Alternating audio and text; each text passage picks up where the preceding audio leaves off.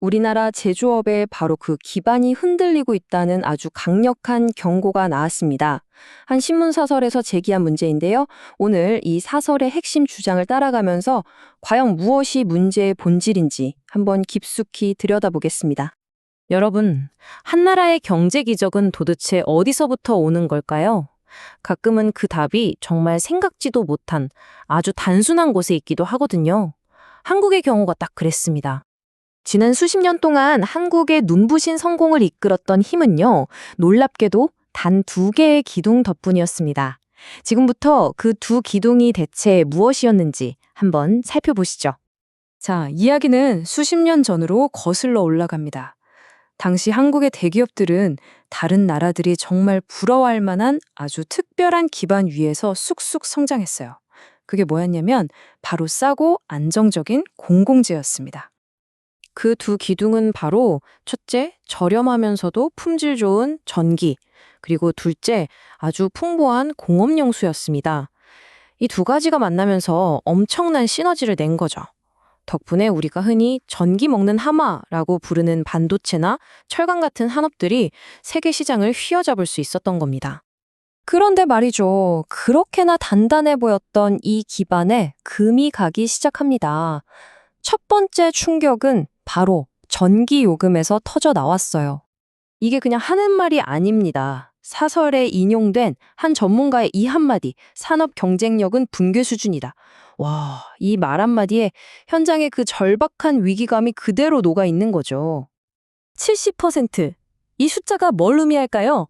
이게 바로 최근 몇 년 사이에 폭등한 산업용 전기 요금의 인상률입니다. 정말 엄청나죠? 사실 사설이 진짜 문제 삼는 건 요금 액수 그 자체보다도 이 믿기 힘든 속도예요. 한번 생각해 보세요.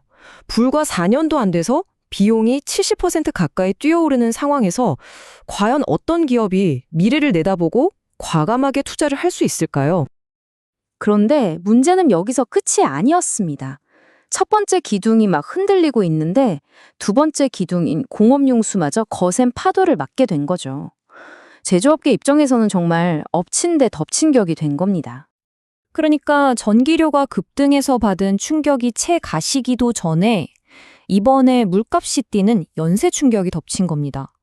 이건 뭐 기업의 재정 압박을 그야말로 기하급수적으로 키우는 거죠. 이건 실제 데이터인데요.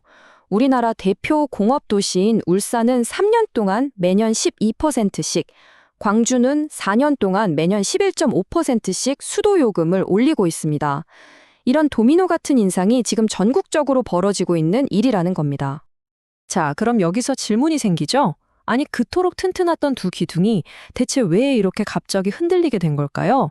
지금부터 사설이 진단하는 위기의 근본 원인이 뭔지 한번 따라가 보겠습니다. 사설이 딱 짚어내는 문제의 핵심은 바로 이겁니다. 가격 구조의 왜곡.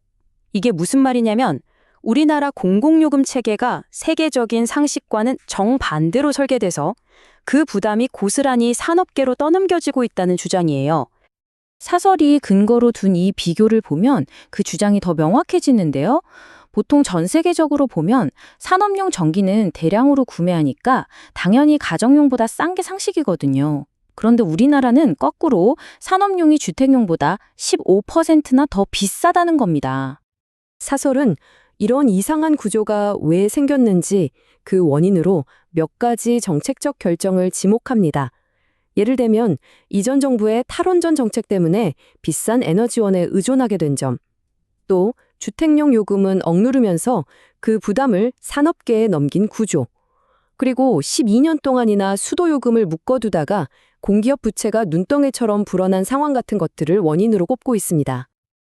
자, 문제의 원인을 진단했다면 이제 해결책을 찾아야겠죠? 이 서설은 흔들리는 기둥을 다시 바로 세우기 위한 명확한 길도 함께 제시하고 있습니다. 그렇다면 이 사설이 내놓는 해법은 뭘까요? 크게 세 단계로 요약할 수 있습니다. 첫째, 경제성 높은 신규 원전을 지어야 한다고 주장하고요. 둘째, 산업계에만 부담을 주는 이 왜곡된 요금 체계를 정상화해야 한다.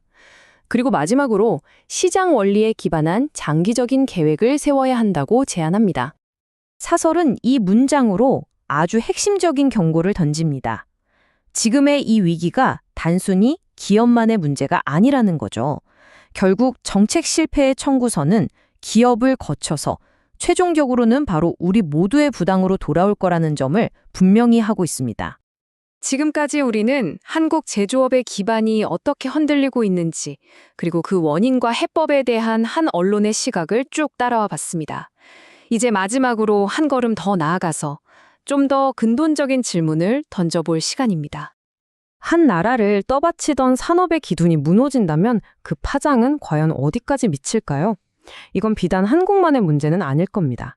이 질문에 대한 답을 함께 고민해 보는 것, 어쩌면 우리 모두에게 주어진 과제일지도 모르겠습니다.